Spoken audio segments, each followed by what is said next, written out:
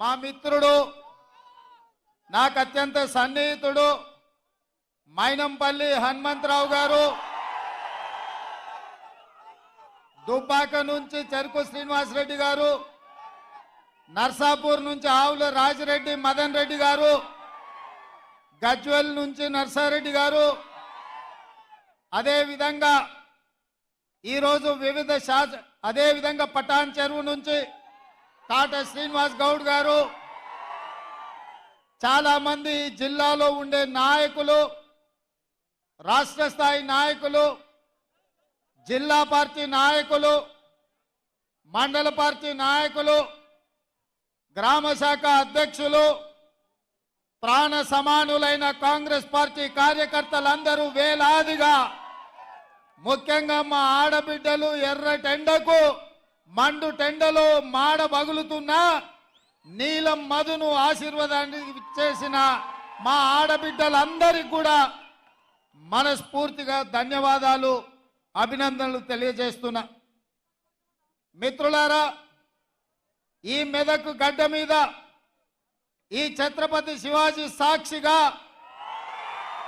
శాసనసభ ఎన్నికలలో ఏఐసిసి అధ్యక్షుడు మల్లికార్జున్ ఖర్గే గారు, నేను మైనంపల్లి హనుమంతన్న ఇక్కడికి వచ్చి మా యువ మిత్రుడు రోహిత్ నామినేషన్ ఎప్పుడైతే ఏపించినామో ఈ రోజు కూడా మళ్ళా ఇక్కడి నుంచే ఈ ఛత్రపతి శివాజీ సాక్షిగా మేమందరం వచ్చి నీలం మధు నామినేషన్ ఇక్కడ ఏపిస్తుంటే వేలాదిగా మీరు వచ్చి అండగా నిలబడి ఒక బలహీన వర్గాల బిడ్డను మెదకు గడ్డ మీద గెలిపించడానికి మీ ఉత్సాహం, మీ ఊపు నాకెంతో సంతోషాన్ని, నమ్మకాన్ని కలిగించిందని నేను తెలియజేస్తున్నా. మిత్రులారా,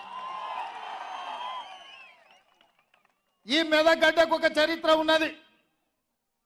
ఈ దేశంలోనే కాంగ్రెస్ పార్టీ కష్టాలలో ఉన్నప్పుడు ఇందిరాగాంధీ గారికి 1980లో మీరు అండగా నిలబడి ఈ మెదక్ గడ్డ మీద మూడు రంగుల జెండాను ఎగరేసి ఇందిరమ్మని గెలిపిస్తే ఈ దేశానికే ఇందిరమ్మ ప్రధానమంత్రి అయి ఈ మెదక్ ప్రాంతానికి బిహెచ్ఎల్ తీసుకొచ్చింది, బీడీఎల్ తీసుకొచ్చింది, ఐడిపిఎల్ తీసుకొచ్చింది, ఇక్రిసాట్ లాంటి పరిశ్రమలు తీసుకొచ్చింది. ఆ పరిశ్రమలు రాబట్టి ఈ మెదక్ ప్రాంతం ఆనాడు కరువు కాటకాలతో ఇక్కడి రైతులు అల్లాడుతుంటే లక్షలాది ఉద్యోగాలు ఈ ప్రాంతానికి వచ్చి ఉద్యోగ ఉపాధి అవకాశాలు పెరిగి ఈ ప్రాంతం దేశంలోనే అభివృద్ధి చెంది ఇవాళ ఈ మెదక్ ప్రాంతం దేశం నలుమూల నుంచి కార్మికులు ఇక్కడికి వచ్చి ఉద్యోగ ఉపాధి అవకాశాలు పొందుతున్నారు. ఇవాళ దేశంలో ఏ రాష్ట్రం వాళ్ళైనా బెంగాల్ కావచ్చు, బీహార్ కావచ్చు, ఉత్తరప్రదేశ్ కావచ్చు, రాజస్థాన్ కావచ్చు, మధ్యప్రదేశ్ కావచ్చు, ఛత్తీస్గఢ్ కావచ్చు, జార్ఖండ్ కావచ్చు, మహారాష్ట్ర కావచ్చు, కర్ణాటక కావచ్చు, తమిళనాడు కావచ్చు, కేరళ కావచ్చు, ఆంధ్రప్రదేశ్ నుంచి వచ్చిన సోదరులు కావచ్చు, ఇవాళ ఎవరైనా బ్రతకడానికి తెలంగాణ రాష్ట్రానికి వస్తున్నారు అని అంటే ఆశ్రయం ఇచ్చి హక్కున చేర్చుకున్నది ఈ మెదకు ప్రజలు, కడుపులో పెట్టి చూసుకొని కాపాడింది ఈ మెదకు ప్రజలని చెప్పి నేను గర్వంగా మాట్లాడుతున్నా ఈరోజు.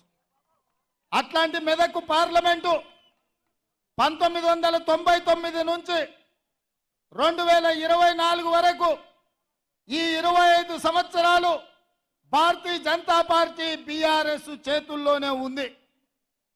ఆల నరేంద్ర నుంచి మొదలు పెడితే కొత్త ప్రభాకర్ రెడ్డి వరకు 25 సంవత్సరాలు పార్లమెంట్లో బీఆర్ఎస్ వాళ్ళు, బీజేపీ వాళ్ళే ఉన్నారు. నేను ఇవాళ ఈ జిల్లాలో ఉండే యువకులను, రైతులను, నిరుద్యోగ యువకులను నేను అడుగుతున్నా, మిత్రులారా, ఆనాడు ఇందిరమ్మ తెచ్చిన పరిశ్రమలు తప్ప బిహెచ్ఎల్ కావచ్చు, బీడీఎల్ కావచ్చు, డైనమైట్ ఫ్యాక్టరీ కావచ్చు, ఈక్రిసాట్ కావచ్చు, ఈ ప్రాంతంలో వచ్చిన వేలాది పరిశ్రమలు ఆనాడు ఇందిరమ్మ తెచ్చినవే కదా. 10 ఏళ్ళు ఈ ప్రాంతంలో ముఖ్యమంత్రిగా ఉన్న చంద్రశేఖర్ రావు ఆర్థిక మంత్రిగా, ఆరోగ్య శాఖ మంత్రిగా, వివిధ శాఖల మంత్రులుగా ఉన్న ఆయన అల్లుడు హరీష్ రావు గారి మెదక్ ప్రాంతానికి ఏమన్నా తీసుకొచ్చిందా అని నేను అడుగుతున్నా.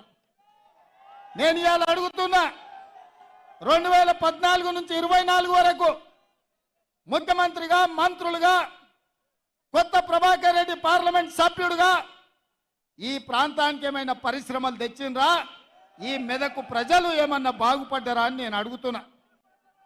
మరి ఇవాళ మళ్ళీ సిగ్గు లేకుండా బీజేపీ వాళ్ళు, బీఆర్ఎస్ వాళ్ళు వచ్చి మాకు ఓట్లు వేయండి, మేము ఎలగబెడతాం, మీ ఆకిలి అలుకుతాం, మీకు ముగ్గులేస్తాం, మీ ఇల్లు చక్కదిద్దుతామని అబద్ధాల మాటలతో బయలుదేరి నేను అడుగుతున్నా మెదకు పార్లమెంట్ సభ్యుణ్ణి, మెదకు బీజేపీ నుంచి నిలబడుతున్నా రఘునందన్ రావు, నేను అడుగుతున్నా, దుబ్బాకలో నువ్వు చెప్పినావు కదా ఎమ్మెల్యేగా గెలిపిస్తే నరేంద్ర మోడీతో కొట్లాడి 1000 కోట్ల రూపాయలు తీసుకొచ్చి దుబ్బాకను అభివృద్ధి చేస్తాను కదా.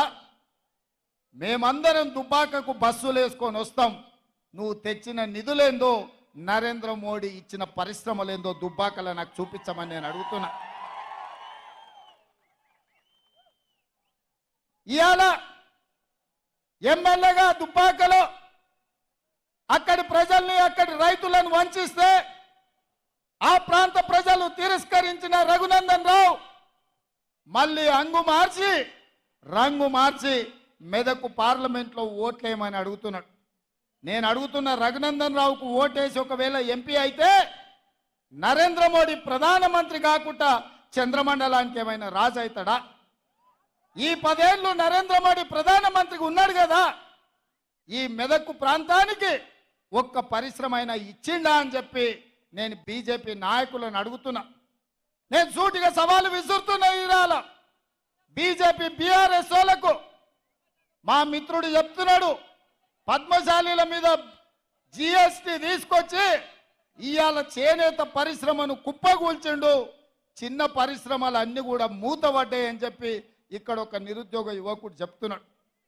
నేను అడుగుతున్నా, నరేంద్ర మోడీ ప్రధానమంత్రిగా 10 ఏళ్ళు ఉన్నాడు, ఈ కల్వకుంట్ల చంద్రశేఖరరావు రాష్ట్ర ముఖ్యమంత్రిగా 10 ఏళ్ళు ఉన్నాడు, ఈ తన్నీరు హరీష్ రావు 10 ఏళ్ళు రాష్ట్ర మంత్రిగా ఉన్నాడు.